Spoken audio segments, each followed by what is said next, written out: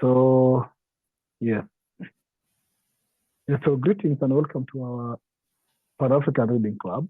We are reviewing the book Dr. George Aiti, Defeating Dictators. We are in chapter 5 actually, which is the fall of dictators, or the demise of despots. And we are looking at some of those grounds or evidence that lead to the demise. So today we are doing the decline in investment. Last time we were looking at the decay in the state or the government corporations or the institution. But today we will look at decline in investment and also look at the corruption as well. So welcome once again, and it's a pleasure for you joining us. If you always follow us via YouTube, always feel free to put your comments so that we can always respond to it. So yes, welcome members who are with us. Of course, Sister Amma, Tomo, Brother Dunaki, and those will be joining us as well. So let's proceed. If there's any member as our tradition who is willing to help us do the reading, then please let me know. We only read one subtopic, then we discuss, and we read the next subtopic. Welcome.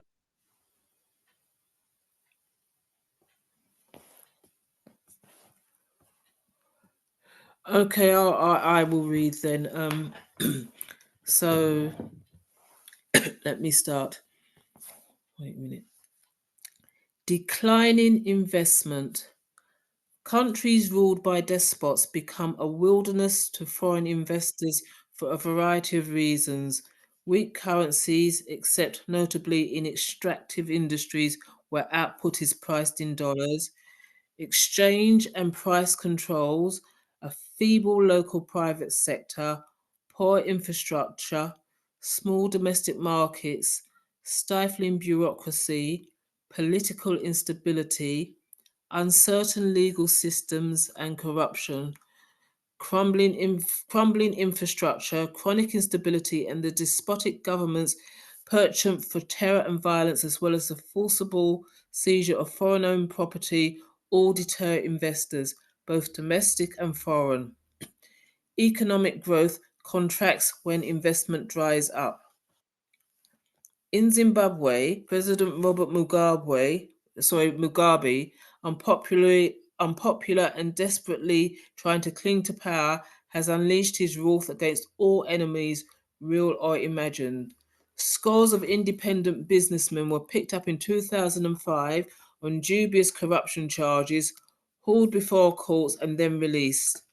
Some were alleged to have had talks with the opposition movement for democratic change or to have made donations to the group. Others received anonymous phone calls telling them to back off politics or face unspecified consequences. The clear aim was intimidation to discourage independent businessmen from supporting the opposition and to punish those who had.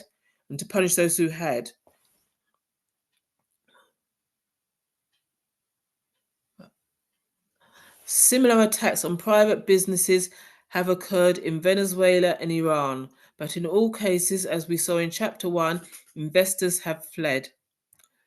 Bloomberg News reported that in Venezuela, foreign investors sold 778 billion US dollars more in Venezuelan assets than they bought in the first 9 months of 2006, according to the central bank. A decade ago, in the same period, they added 5.9 billion US dollars more than they disposed of, but Chavez shows no signs of relenting. So the next session is in a number of bullet points. So bullet point 1, October the 4th, 2010, he signed a decree to expropriate Algoislena CA, a lending farm supply business. October the 10th, 2010, he nationalized Industrias Venoco, the country's largest independent auto lubricants company. Chavez accused the company of overcharging. October the 25th, 2010, Owens, Illinois, an American glassmaker, became the 200th business nationalized in 2010. About 400 companies have been nationalized since Chavez became president in 1999. Most companies received no compensation, although the Venezuelan constitution forbids expropriation without a court verdict and fair compensation. Yeah, let's stop there. So I should stop there. Let's Okay. stop there. Yeah, before you look at the corruption. Mm-hmm. And I'll start by looking at what this author is trying to put here, which, as I had said, I had read the author's mind before. And of course, the author is free to express what they want to express. But I would read the author's mind before. So my laptop has gone off. It's coming back. I'll share the text again. But the author seems to be, as I said, seems to be a capitalist. The author is totally against issues of nationalization. And the reference of what I'm thinking, so this is my thinking. You're free to share your thinking as well. Trying to quote that Mugabe was wrong to try to control some of business that were supporting opposition. One is that, of course, there has always been a close relationship between the business and the politics. The same way we have also close relationship between church and politics. But again, some businesses use their money to overthrow governments because they think that the government do not propagate policies that are of the interest of the business. And businesses are actually interested to make profit. The element of humanity or the element of understanding or balancing between social moral and capital interest is not there with so many business communities. And therefore, sometimes when President like Mugabe went for those businesses that were clearly supporting the opposition, I don't find that was wrong, unless their intention was something different. But of course, even the government sometimes exists with businesses also supporting government. Like scenarios in Kenya here is that I think the 2017 election, the government in power went to industrial area in the city, and each one of the company was being coerced by the government to donate to the presidential political campaign for a rerun election. And sometimes they're compelled to donate. And if you don't donate, they go to the XML of even taking you out of the country, deporting you at night if you're a foreign investor because you have failed to support the government. That one I have problem with, and I don't support that. But also, we know sometimes, as much as activism is going on in Africa or in Kenya, you realize sometimes those who are actually behind the activism sometimes are business communities or sometimes are international communities that support donation to such. So the author has an issue from my reading on basing his development in terms of strong currency. So strong currency, you are comparing it to who? American dollar. And does it mean because your currency is stronger than American dollar, that means now you're good? And that element of using American dollar to or check on the currency of our developing countries, I have an issue with this as well. I know, yes, despite of Mugabe making some of the democratic space very limited, but also in one way he was trying also to safeguard his country. Some of us know that. He was not actually a puppet of the West that much.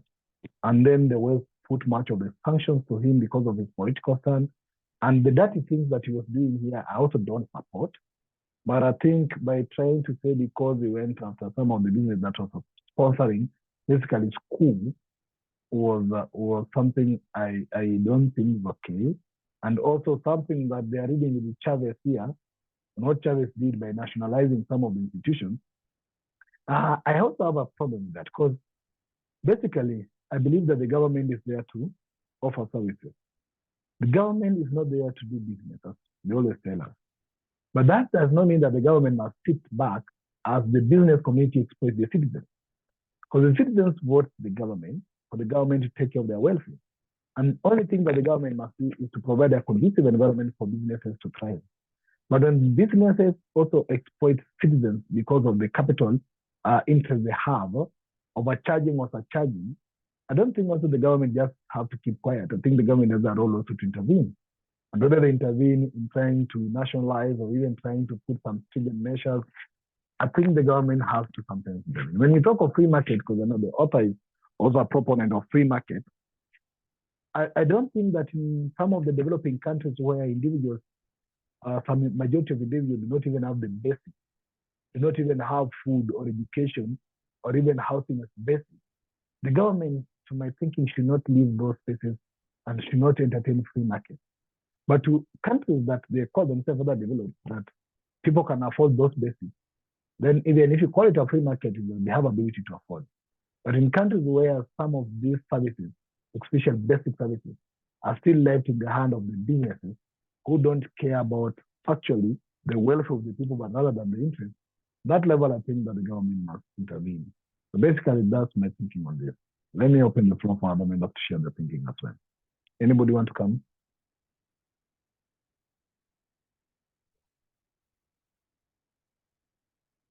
Anybody want to share what they think in regards to this? Let me know.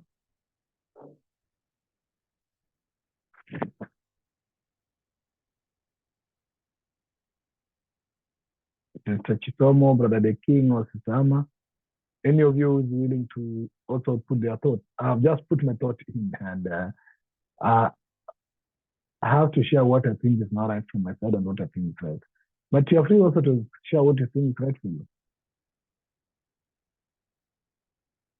Anybody, Sitama, you having read this, what do you think about it? I remember last time you pointed out some few issues that you had a concern on, and I think that was the first time you were pointing some contrary thinking in line of the author. I don't know if you have some also you can share with us today, or not you think in regards with that brief text. I still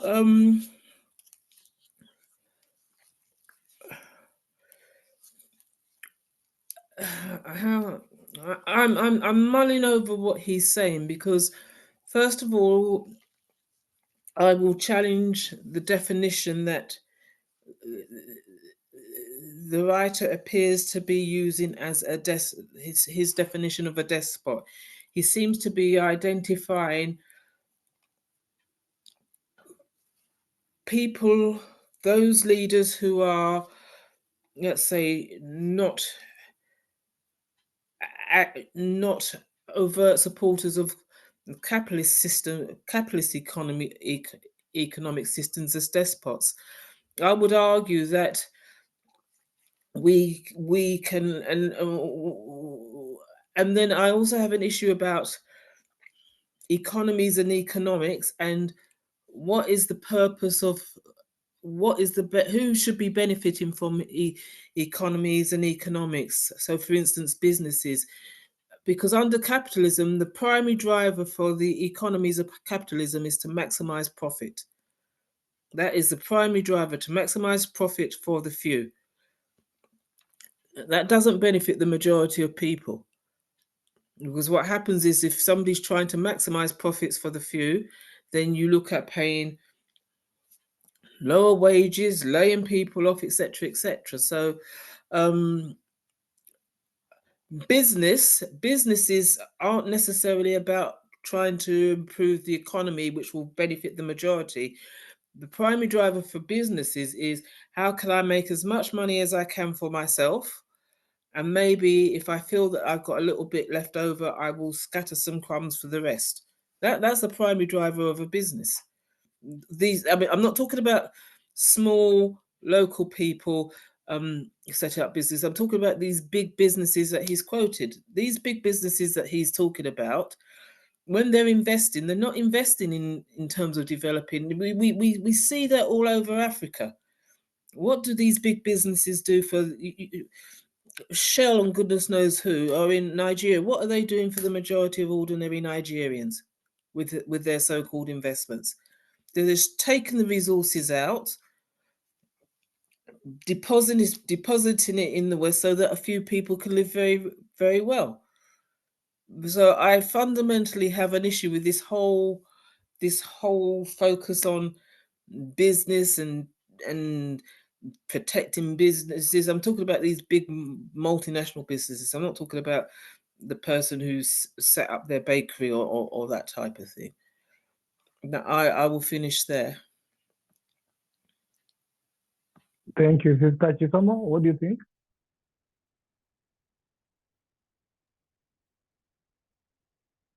Sister Chisomo, what do you think?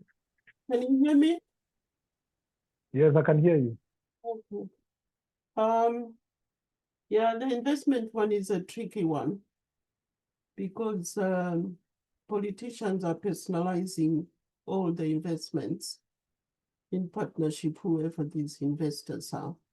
Nothing to do with the nation, nothing to do with the people. But like I think I've mentioned before, when we had Hastings come Zubanda, the one they called the dictator, who ruled for 30 years, we had structures, we had everything, and we owned almost everything. And then when we changed to multi-party system, whoever advised these people told them to privatize everything. So everything was sold off, I don't know to who. And we have nothing left. So like Anna is asking about all these shell people that we don't own, especially now, almost every, I don't know how many 100 yards, there's a petrol station. I don't know who is bringing them in or who owns them, but obviously in partner with all these politicians. Because what's happening now with these petrol stations, there's never any petrol to be found, huge queues, because they then take the petrol out of the station, give it to people to go and sell it on the black market at high prices. So we have lost control of all these things because we no longer own anything as a nation. People do whatever they like. And whether somebody's going to bring them back, I'm not sure how we're going to turn it around. But basically, as a nation, we own nothing. Thank you.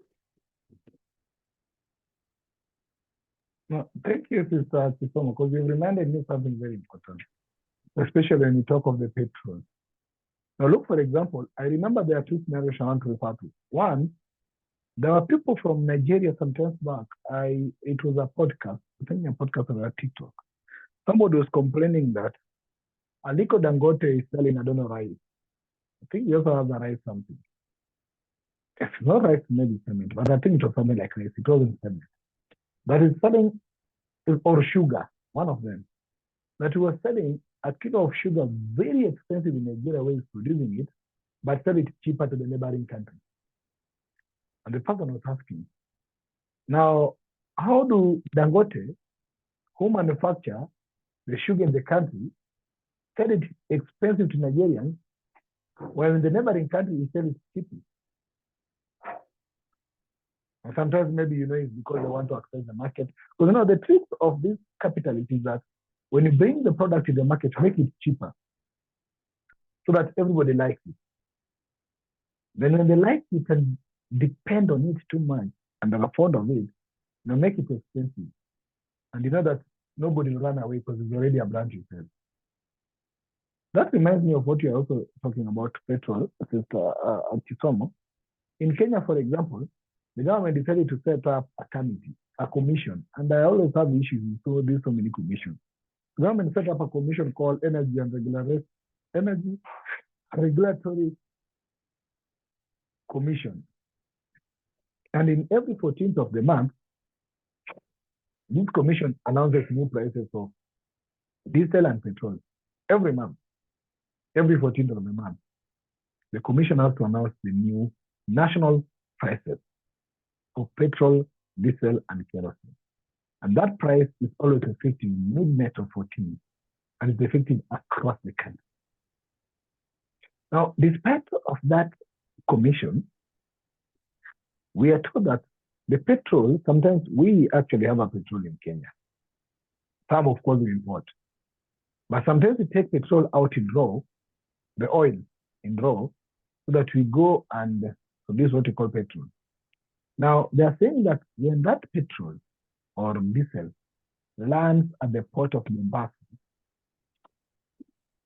its price at that particular moment, like currently, is said to be around 80 shillings, Kenya shillings.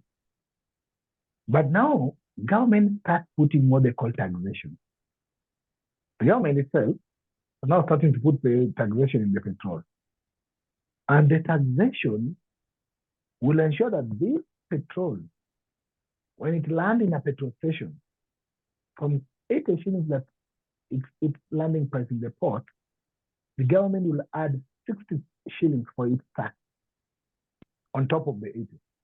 So the government want to tax 60 shillings per 80 shillings petrol. Now, when that petrol now is accessible to the, whatever you call the dealers, the petrol station dealers, so they want to put on now their profit. So the petrol dealers will add maybe 15 shillings on top, or even 20 shillings on top. So actually, the final price and the pump price will be double the landing price. Now, what is that? Now here, the government is involved and the private sector is part of it. Really, what is that? Yeah, it's happening with everything. Sugar, petrol, almost everything. They hold them, they hide them, and then when they become very, very scarce, they bring a little, people queue up, buy them at high price, and everything else is exported, like you say. And then you go back. For example, you export the sugar to Zambia or wherever. Then you go and buy it back, or whether you're buying it back or just storing it, bring it back into the country at a different price, but it's the same people. So, yeah, and it's happening with the foreign dollars. No, it's very unfortunate. It's very unfortunate, Mr. Chisomo, where now even the government itself is involved. It's very unfortunate. Where the government itself, or the people in government itself, now want to overprice. So it means then their mentality is purely also profit. They're in government, but their mentality is purely profit.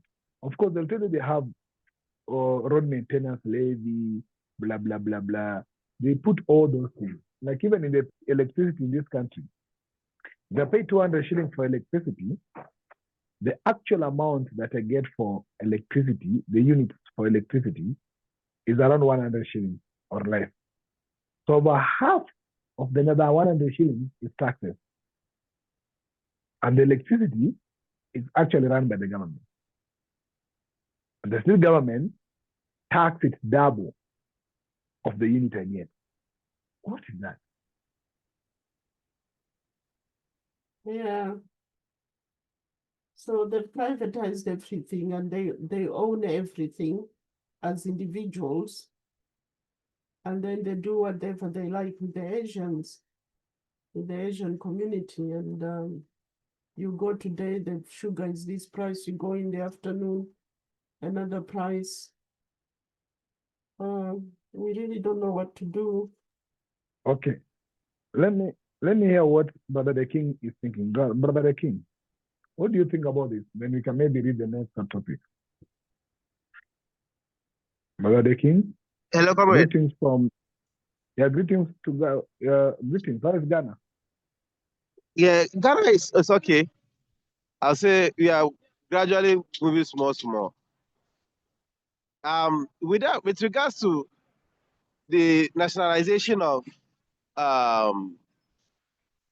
the factories and industries, I think Nkrumah has laid a good example for us. But they always have this saying here in Ghana that governments have no business in doing business.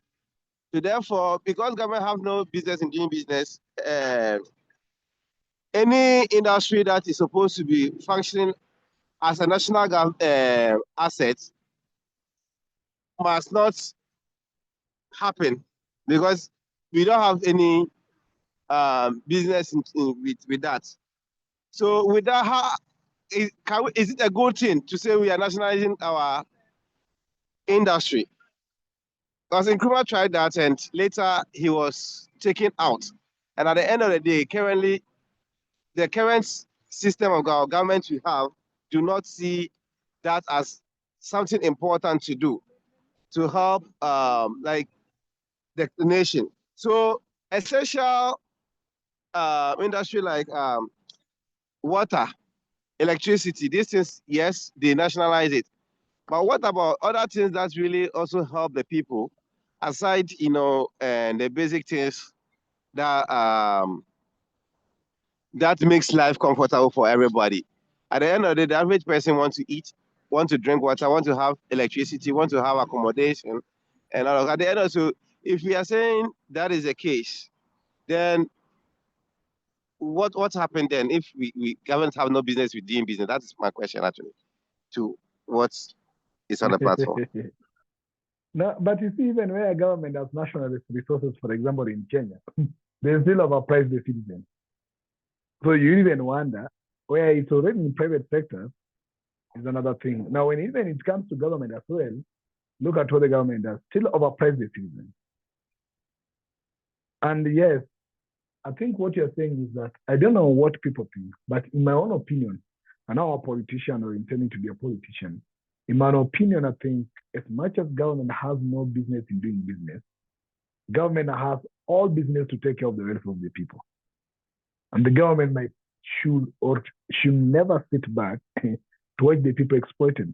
In fact, some of the reasons why the business companies say maybe, because if you have to look at the cost of production, somebody can maybe charge their product expensively when they count for you the cost of production.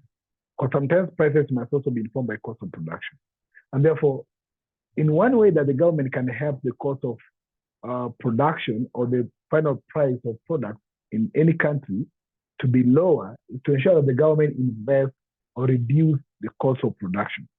So if there is no electricity or if the electricity is expensive, the government must invest in electricity to ensure that the electricity is cheaper for industries to produce products cheaply. The government must ensure that the roads are there to ensure that the goods reach the market cheaply without costing much in terms of transportation. The government must ensure if it is water that can be used for industries and the rest are available. And the government must ensure also that oil or petrol, I still believe that petrol is the primary mandate of the government, especially in states where we now industries run on that. The government must ensure that that cost of petrol or oil or diesel is lower so that the businesses have low cost of production, which should inform their final product. But when the business just want to come up with profits and prices because they say they are there to maximize profits, I don't blame the government whenever government intercedes. I think it's primary responsibility of the government to intercede because the welfare of the people is in the hand of the government. That's what I think. Okay, that really make it. But then so in other words, at least the government must have shares or 60% interest or some percentage of power in whatever industry it is to be able to enforce because at the end, because that is for me that's what I'm thinking. Then every industry that is more sensitive and is in the government must have some because Ghana here it's frustrating honestly to not, but even though the government have hands in it, that one is even more deadlier than the cost of even running a service with government entity agencies are more expensive than private people. So all of this is frustrating, and you think about it, it's like it's neither here nor there. And it's all come back to a democracy, and I said they are doing social intervention program. So a social democrats, and this frustrating is really seeping into all the industries. So it's I'm just expressing my frustration actually. I think the problem is the people in government rather than the government. Because when you have politicians or leaders who are too business oriented in mind, even when they get to government, which is public service, they would like to turn it private. For example, I'll tell you a critical example. In the government of Kenya, for example, the insurance, the police officers, the government should provide the police officers with insurance. But what happened? The president gets in. He had created a company of insurance with the wife. Then they insure the police officer. And he's the president. And now it's his private company that insures police officers. Then the same company gets a tender to supply government vehicles. What is that? So the government, we have a Toyota go down in Kenya. So Toyota have their manufacturing plant here. They bring the parts from China and then they assemble here and make the vehicles here. But for the government to come and buy directly Toyota, it doesn't work like that. The government will go, the president will go to his wife, to the company, to ask his wife now that they procure the service insurer to go supply the government with the vehicles. Then the wife with the company comes to Toyota just in the city here and to buy the vehicles and sell to the government in very almost double price. So the problem is that we have leaders who are business oriented, people who get elected for the sole purpose of making profit rather than services. And that is not only at the factory, even the village level. The member of parliament, when they get in, they ensure that the services that citizens could enjoy, they are the ones who supply it indirectly. Simple thing like water. You wonder the entire Africa, people cannot have clean water or free water. And rain is raining all over. The rivers are all over in Africa. But still, you will not get that water because the area member of parliament is having some water kiosk that is selling water to the community. So I think the problem is not the government. The problem is the people we get to govern. If they're business-minded and business-oriented, they'll convert government into something like a private company. And they'll only focus on profit rather than the welfare. That's what I'm thinking.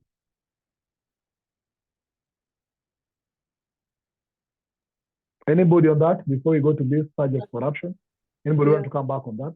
In our previous system, the Kamuzubanda one, so the government would have certain shares and whoever the investor takes, I think it's 49 or something like that.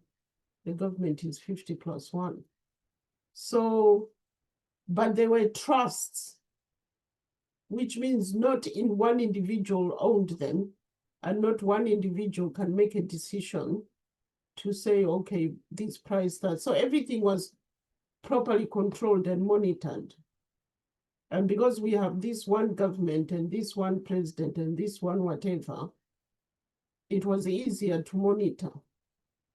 Now, when this guy came with his, and then multi-party started, which means all these politicians who started their parties, they start arguing, they all want to be the president, so all these arguments start, and then IMF and whoever tells him to.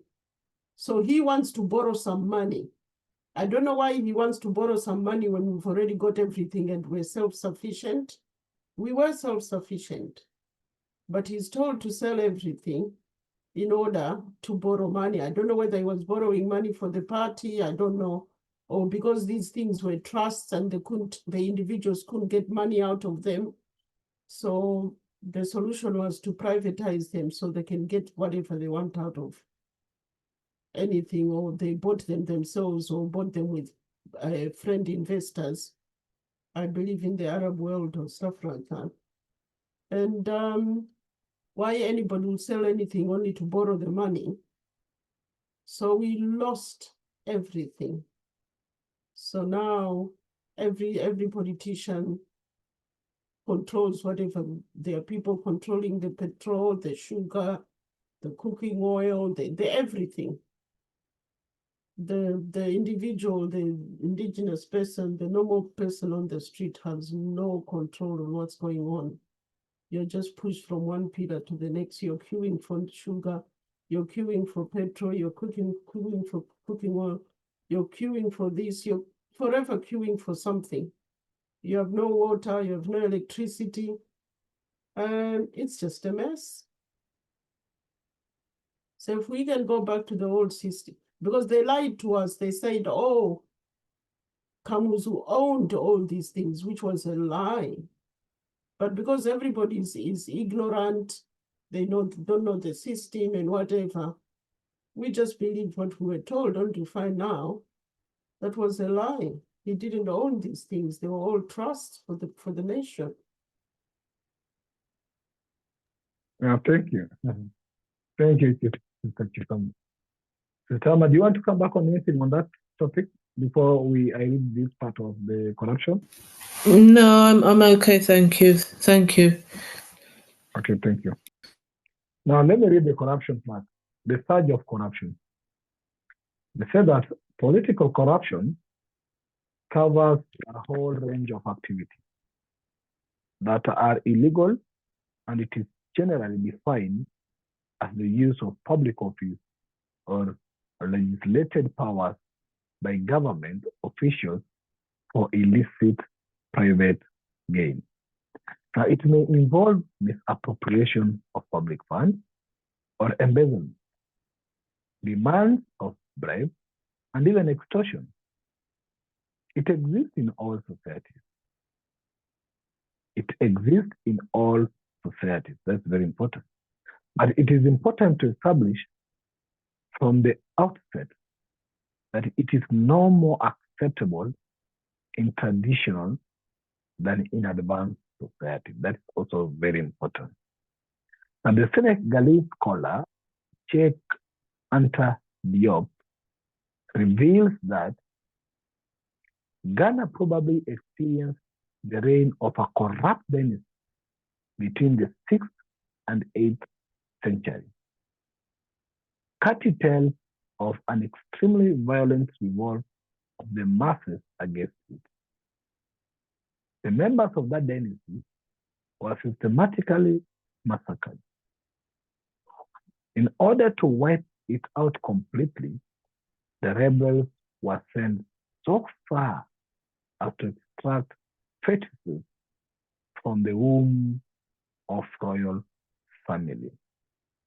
Now, in modern times, however, the incidence of corruption has become far more pervasive and catastrophic under despotic regimes.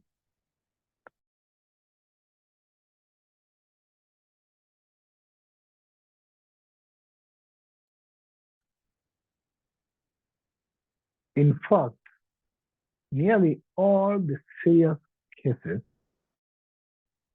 of grand theft, injury, plunder, ransom, venality, and naked looting on a mass scale in recent history occurred under dictatorship.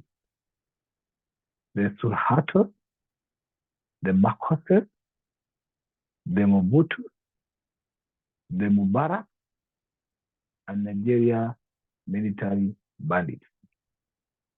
Now, the entire system in North Korea is fraudulent, and abuses are so systematic that corruption has become an incurable disease, said Andrea Nikolaevich Lankov, Kochmin University professor. Now, when it comes to corruption and abuses by government officials, North Korea probably ranks first in the world. Money can buy anything in North Korea, said Cho Myung-hee, a North Korean defector. There are 3 reasons for this. First, state interventionism comes with a frontier of control that creates a bewildering labyrinth of hurdles and precepts. To navigate this may require the payment of bribes or commissions that go straight into the pockets of administering officials. The second reason is that the institutions needed to combat corruption effectively are often packed with the allies and cronies the despot, rendering them incapable of discharging their functions. And the third reason is that the state intervention and control behind breeds corruption. Thus, even where institutions for fighting corruption exist, efforts to combat corruption are not likely to be effective when the beast is in place. The first step in fighting corruption is to expose it. That's very important. The first step in fighting corruption is to expose it. This is the business of independent and free media. Now, once corruption has been exposed, it is the function of the Attorney General to prosecute government officials alleged to have misused their office for private gain. Now, third, when a government official is found guilty, an independent judiciary is required to uphold the rule of law and punish the officials for all to see. But none of this is likely to occur under a despotic regime. As we saw in the previous chapter, the media under despotic or under despots are seldom free, for the regime controls the flow of information, very important, for the regime controls the flow of information. Therefore, cases of corruption are not likely to be exposed.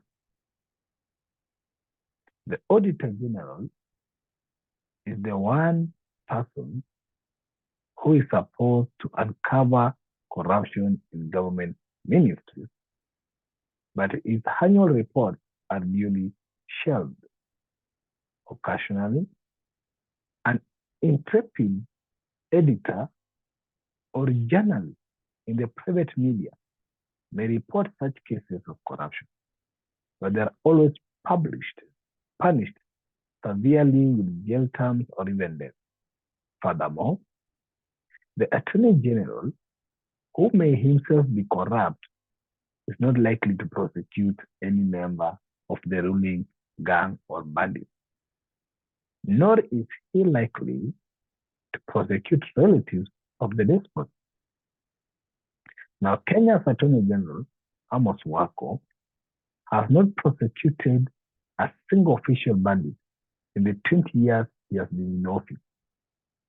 Moreover, an independent judiciary is likely to exist under despotic regime. The judges are appointed by the despot and may themselves be corrupt. In 2022, over 200 Kenyan judges were sacked for corruption.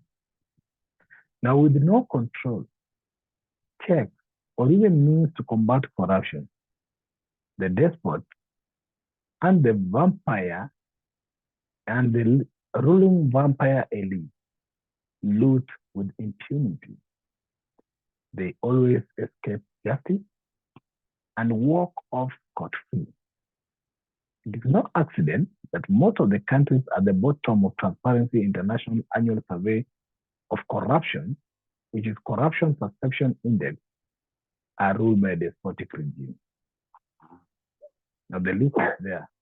They are listing Tajikistan, Angola, Congo, Guinea, Kyrgyzstan again, Venezuela, Burundi, Equatorial Guinea, Guinea itself, Haiti, Iran, Turkmenistan, Uzbekistan, Chad, Iraq, Sudan, Myanmar, Afghanistan, and Somalia. Note that this index is computed from response to a survey by businessmen. Resources are given on a scale of 1 to 10. That's very important.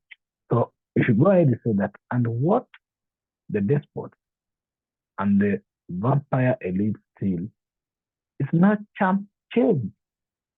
Consider, for example, In July 1999, the Forbes magazine estimated that the late dictator of Iraq, Saddam Hussein's personal wealth was at $6 billion, and it was acquired primarily from oil and smuggling. Now, second, as reported in the Telegraph, UK, Nigeria's past rulers stole or misused 220 billion pounds. That is as much as all the Western aid given to Africa in almost 4 decades. Now, the looting of Africa's most populous country amounted to a sum equivalent to 300 years of British aid for the continent. And the former leader, General Sani Abacha, stole between 1 billion pounds and 3 billion pounds. The figures were compiled by Nigerian Anti-Corruption Commission. During the years of Hugo Chavez's presidency, corruption has exploded to unprecedented levels. The billions of dollars are being stolen or are otherwise unaccounted for, squandering Venezuela's resources and enriching high-level officials and their cronies. Chavez's government received between $175 billion and $185 billion from $225 billion from oil and new debt. Now, along with the increase in revenue, has come a simultaneous reduction in transparency. For example, the state-owned oil company ceased publishing its consolidated annual financial report statements in 2003, and Chavez has created new state-run financial institutions whose operations are also opaque, that spend funds at the discretion of the executive. Now, Africa has seen a large scale of plunder of its resources by kleptocrats and despots. The African Union estimates that corruption costs the continent around $148 billion a year, a figure that far exceeds the paltry US dollar of $30 billion in Africa receives in terms of aid from all sources. Now, Angola, Cameroon, DRC, Gabon, Egypt, Kenya, and Nigeria are the worst cases. Now, Sudanese president, for example, Omar al-Bashir, has been accused of siphoning off up to $9 billion of his country's fund and pressing it into a foreign account. That's according to the leaked US diplomatic cables. Evidently, capitalist greed was not invented by the West. That's very important to note that statement. That evidently, capitalist greed was not invented by the West. Now, Pakistani dismissed President Asif Ali Zardari as Mr. 10% because they believe that he demands and pockets a 10% commission on all contracts. In defiance of Supreme Court order, the government refused to ask the Swiss government to reopen a money laundering case against Zardari that it had earlier dropped. In 2007, President Pervez Musharraf enforced an amnesty that set aside corruption charges against Zardari and other political leaders, but it was ruled unconstitutional by the Supreme Court in 2009. There's an old Pakistani saying that if you shake the hand of the president, you have got to see if your fingers are still there. The African version says, if you shake the hand of the president, you'll have to see if your legs are still there. African kleptocrats do not steal a billion here and there. They cut away the entire treasury. They sink bulbs and all. Why most developing countries are poor has little to do with their race, religion, or ideology, but much to do with their defective system of governance. I think that's also very important. That why most developing countries are poor has little to do with their race, religion, or ideology, but much to do with their defective system of governance. And the richest people in the US, for example, Warren Buffett and Bill Gates, made their fortunes in the private sector, but actually creating something of value. Berkshire Hathaway and Microsoft. By contrast, in the developing world, the wealthiest are often presidents, they're the ministers, they're the government officials who looted the public treasury, turning the whole notion of wealth creation upside down. Of course, there were robber barons in America's history. For example, John D. Rockefeller, Andrew Carnegie, Cornelius Vanderbilt, J.P. Morgan, John Jacob Astor, J. Golding, and James J. Hill.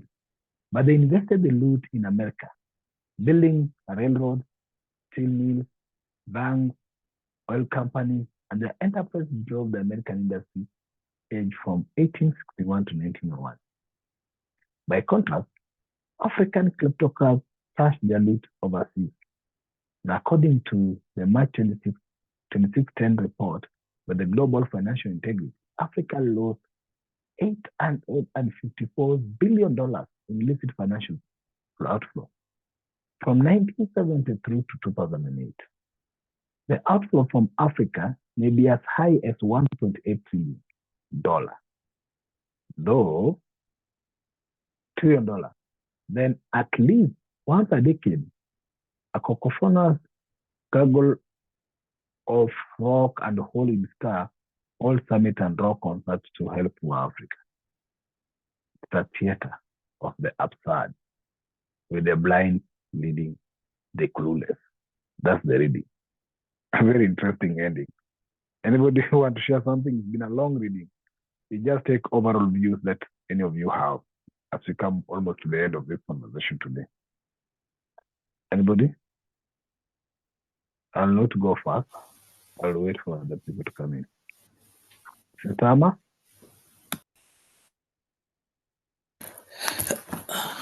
I'm going to ask a question. Why did you choose this book to read?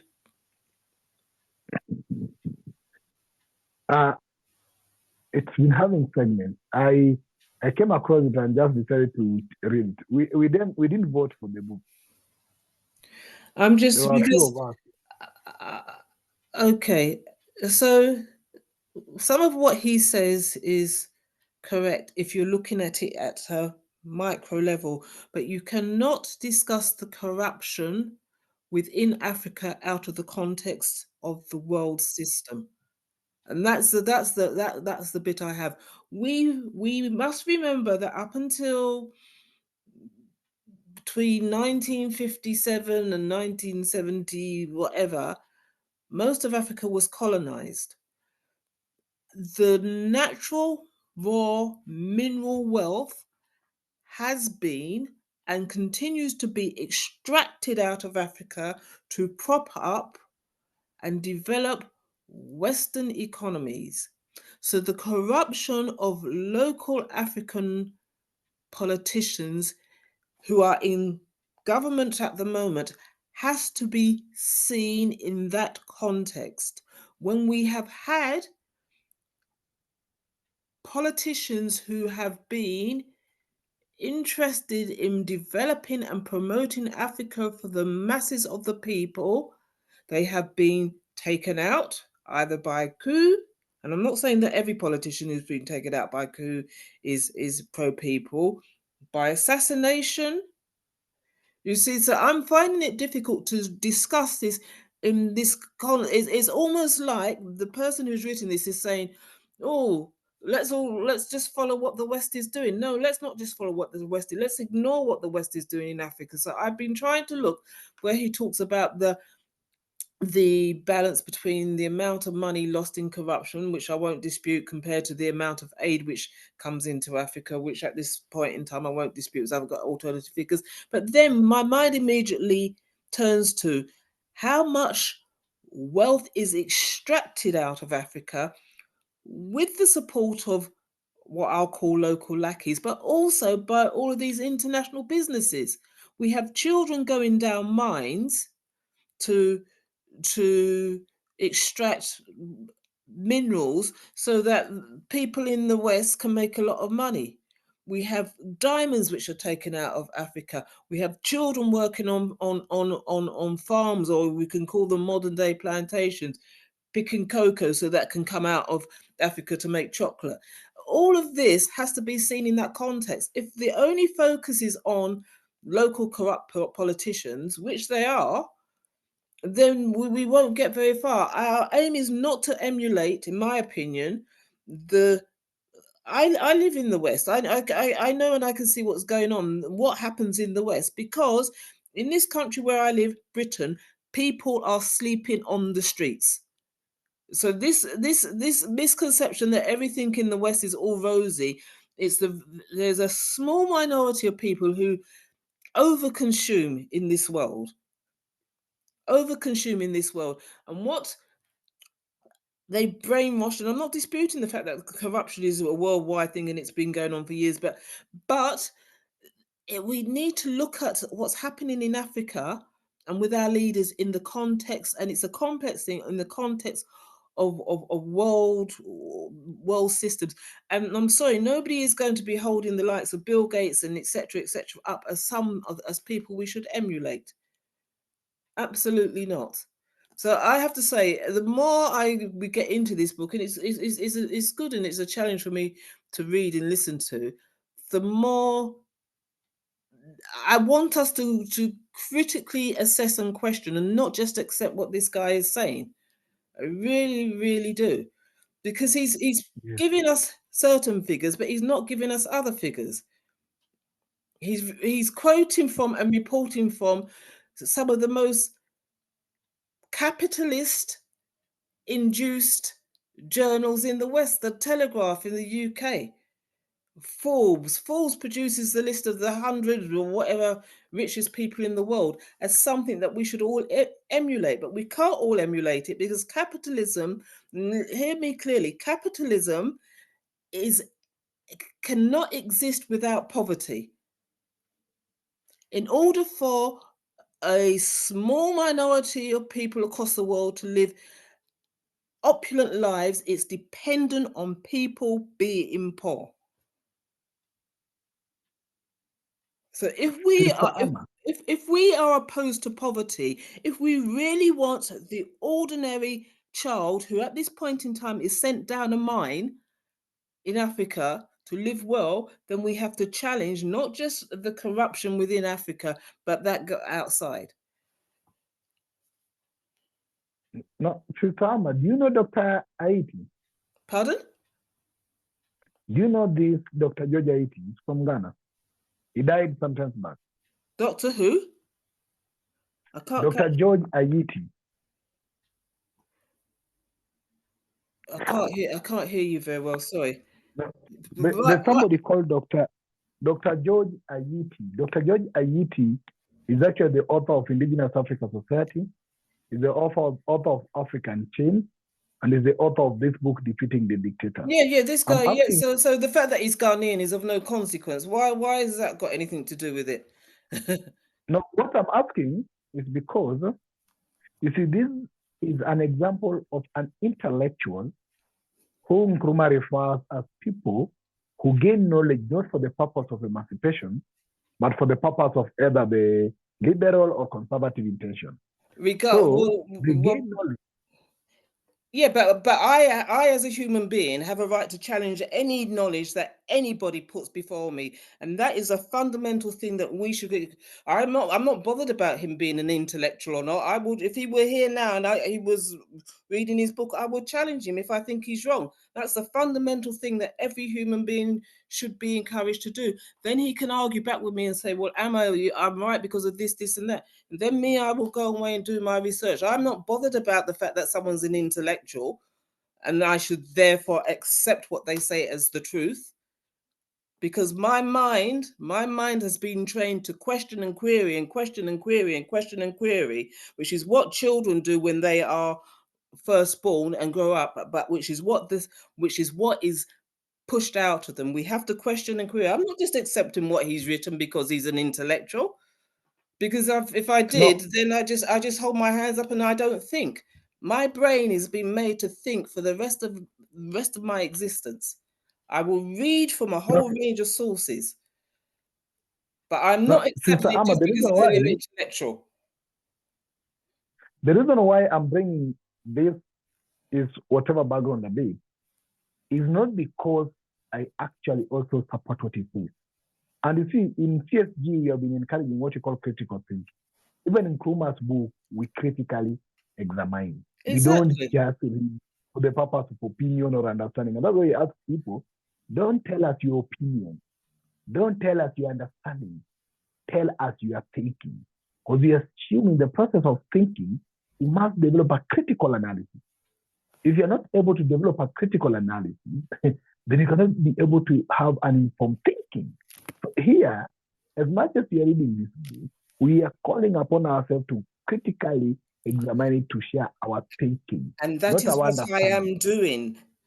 That is exactly what I am doing, and I will continue to do it. And nobody will define for me how I should critically analyze. They can make suggestions. I go away and I think about it, but I will always critically assess information that is put my way. I will also go away and read. So while you were reading that, but I just can't find anything, I was when I'm looking at things, I'm immediately, and this is one of the beauties of actually having these little devices, which we call mobiles, in front of us.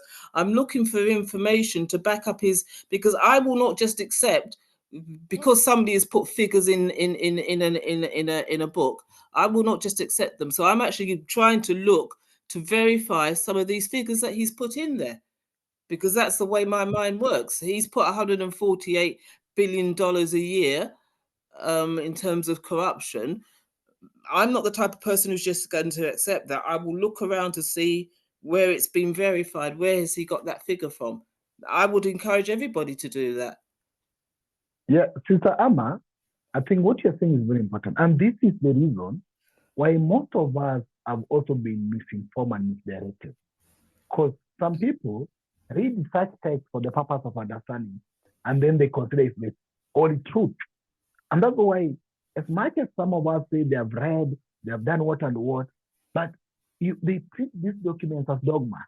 They treat them as the holy truth. But it is critical for us as Pan-Africans, as you're saying, that we need to develop a critical thinking. Because sometimes ideologies and counter-ideologies are passed through books and through writings and through education and through curriculum. And we get oppressed, suppressed, and controlled. So people who tend maybe to bring their character or their educational qualification, like Dr. Iti, want to think that they are the commanders or the bishops or the chiefs or the commanders of knowledge in whatever they claim. And that's why, personally, I had an issue even in the previous chapter on how he presents it. And what you are raising now is very important, that there's a line of thinking, there's an ideological standpoint that this author is trying to perpetuate. And that line of thinking is one that you want to make Africa to appear the worst one. It's no problem, yes, Africa is worse, based on what figures sometimes we talk about in terms of corruption and blah, blah, blah. But what you are raising, Sister Amma, is that anybody who is intellectual enough who want to judge Africa's corruption and claim that African corruption was not brought by the West, where he knows very well that the element of governance and modern governance was brought by West in terms of bureaucracy and everything else. In terms of the first looting of our land in the first place was corruption, by either corrupting or bribing our ancestors, to the extent that the whole entire colonial system survived on pure corruption and exploitation, then claim that corruption somehow had origin in the continent. That's not true. That's not true. I have an issue with that as well. You see? And when you go extra mile to start telling us money in terms of dollars of what was stolen, as you're saying, Sister Amma, which is quoting to almost 1.8 trillion, and you forget that there are over 100 listed London companies in the sub-Saharan Africa that are exploiting our mines to the tune of $1.8 trillion annually in terms of exploited minerals in Ghana, Zambia, and everywhere else. London listed stock exchange companies. You forget about that. The resources in our country is entirely not in our hands. So there's a lot of some critical analysis that it calls upon us as Pan-Africans, as you are saying, to critically examine these texts, not just to read them as a holy dogma. They are not. But many of us Pan-Africans have been misled with this. They read a content, they don't engage their thinking, they take it as a holy truth. Then they make their division from that. No. That is what you don't want to encourage. And this is what has been going on in many Pan-African platforms and Pan-African reading, whereby people just take the text and yes, that is it. So the fact that you can be able to point contrary opinion here is very important so that you can raise it rather than assuming and say yes, that is it. I think that's what I like to see, Sama. We probably need to give others an opportunity as well, so I won't respond now. Yeah, let me hear what Sister Chisomo and Brother the King also have. Any of you? Sister Chisomo or Brother the King? I know Sister Chisomo addressed an issue well that the Kamuzu Banda, who did so many things in their country, was also called the dictator. Sister Chisomo.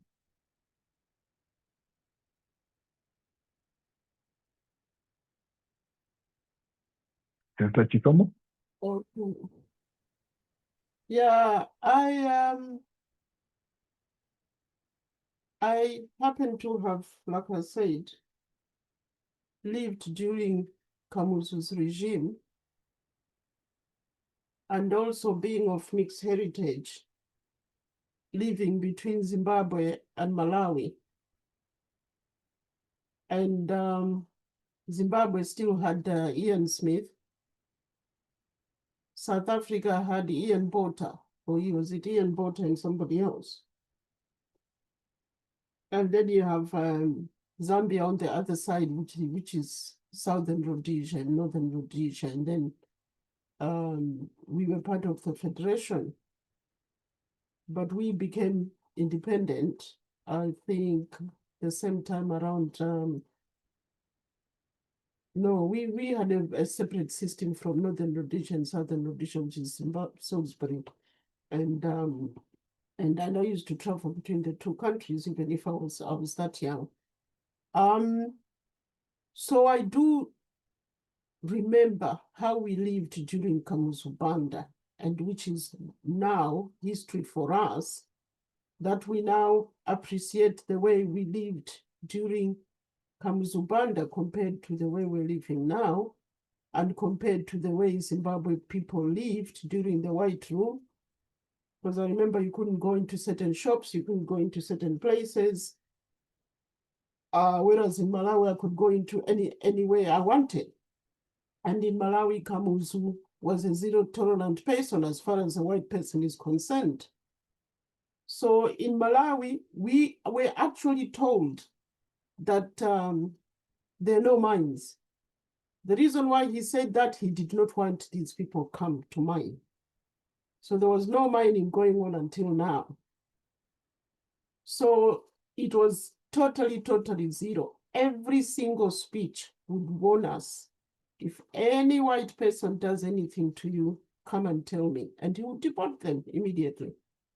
And like I said, they were not allowed to own everything 100%. They were not allowed certain things. They were not allowed to live in certain areas. They could only live in certain areas or trade in certain areas. So we knew, they knew what their limits were. Whereas in all these countries, they could do whatever they like. And it's because he lived with them over here and he knew their habits. And he was able to control them once he came back home. So, like I said, this person who took power from him was one of his ministers. So it's all these breakaway ministers that will start either being funded by maybe these white people that are being kicked out of the country, colluding to take over power and telling them that, oh, you need to be a democratic country, you need to be a multi-party system, which they know nothing about to this day. They know nothing about democracy to this day. And they now run it the way. So it was free reign to just do whatever. And I remember the day that man took over, Well, we had a referendum to say we now want a multi-party system. The day that multi-party referendum was won, the first day it happened, the message was, you can now do what you like, anywhere you like, what time you want. What did people do? The looting started on that day. They could go into an Indian shopman or into anybody's whatever, rip off whatever they want. Government offices, the chair that you sat on, your telephone cable, you just uprooted it and took it home. People went to Sanjika Palace where this guy lived because he's no longer in power, ripped off everything. All the furniture people took home. Freedom to reign and raid anybody. To this day, that's what happens. That's what they understood by freedom. That's what they understood by democracy. And that's how, and like I said, then he sold everything on false pretense that he owned all these things. And they only sold them when he was dead, because when he was alive, they couldn't do it because they knew they were lying to us. And even after he died, they had problems selling these things because they were under trust. You can't just sell a trust to an individual. Some of the things are still here today, but not managed the way they were managed, because these people wanted to own these things themselves. And that's how it started. Looting, corruption. That's when we started hearing the word corruption. But for as far as I know, corruption is just another word for theft. Thieves, organized crime. That's what's going on. And I find the word corruption, it dilutes the whole thing, and that's why it's acceptable. There's one, I keep saying, there's one vice president, current president, who is not a politician, coming from the private sector, coming from the development sector. He's just calling them thieves. We've got a word for thieves in my country that is now infuriating everybody, because when you say thieves in that word, everybody's affected. Whoever does it is affected by that word. So everybody's now angry. How can you call people thieves? How can you call us this? How can you call people that? Because the word corruption means totally different to people than thieving, deceit. That's what's happening. And then to make it worse in my country, we have what we call the Anti-Corruption Bureau. I've been meaning to ask you guys if you have a body called Anti-Corruption Bureau, which means if it's termed as corruption, everything now is called corruption, it has to go through this body, and nothing ever happens because it's just a body with no authority to arrest or authority, but they have to investigate. And they have their own criteria. Oh, we can only take a case if this and that happens. And nothing goes anywhere. Nobody goes to court, nobody goes to whatever. Some people are just picked up and then they go to the police station to be given a bail, but never have a hearing for years and years and years and years. And the idea is, for example, now that we've got elections, these guys can be picked up so they do not campaign, so they don't stand and things like that.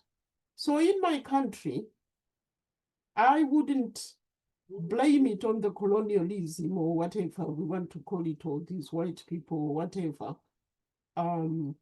Put it so much as Sister Amma is saying, because in most of these cases, no white person is involved. In fact, in my country, you hardly see white people.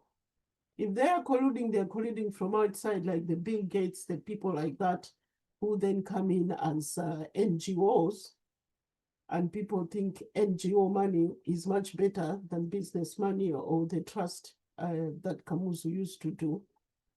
But it's a sad case that thieves have just misinterpreted things. Even the election itself, they're now changing the rules again 7 days before because people don't understand these things. So these guys can just change laws oh, actually, it means this, and that. They're changing it again. Last time they said we're having a rerun because we were doing it wrong. We were interpreting it wrong. But now it means A, B, C, D, which is also another lie. So in my country, where is the white man in all these things? It's just us doing it to ourselves.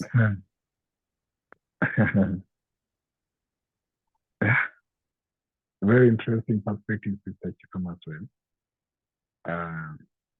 Yeah, we have to look at both sides of the coin as well. But we're almost coming to an end, Mr. Chikama. Maybe if I can allow Brother the King to come in, if that's okay with you, because we are a minute away. Brother the King?